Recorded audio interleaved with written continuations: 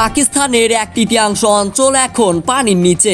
সোমবার 29 আগস্ট দেশটির জলবায়ু বিষয়ক মন্ত্রী এসব তথ্য জানিয়েছেন। ভয়াবহ বন্যায় প্রাণহানি বেড়ে দাঁড়িয়েছে 1136 জনে। গত 24 ঘন্টায় মৃত্যু হয়েছে আরও 75 জনের। বিধ্বংসী বন্যায় তলিয়ে গেছে রাস্তাঘাট, ঘরবাড়ি ও শস্যক্ষেত। এক বিবৃতিতে পাকিস্তানের জলবায়ু মন্ত্রী বলেন, একটি সমুদ্রে পরিণত হয়েছে বন্যা দুর্গত এলাকা। পানি সেচে ফেলার জন্য কোনো শুকনো ভূমিও নেই। এ পরিস্থিতিকে অকল্পনীয় সংকট হিসেবে আখ্যা দেন তিনি। পাকিস্তানে এক দশকের মধ্যে সর্বাধিক বৃষ্টিপাত হয়েছে এবারের গ্রীষ্মে।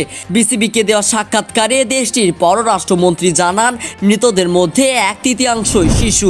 ভয়াবহ বন্যায় ক্ষতিগ্রস্ত 33 লাখের বেশি মানুষ। সবকটি সেতু ভেঙে যোগাযোগ বিচ্ছিন্ন উত্তরাঞ্চলীয় সোয়াত উপত্যকা।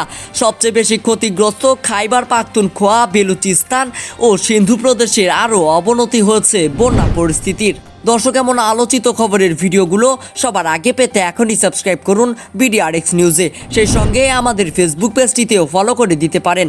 কথা হবে পরবর্তী কোনো ভিডিওতে। সে পর্যন্ত ভালো থাকবেন। ধন্যবাদ।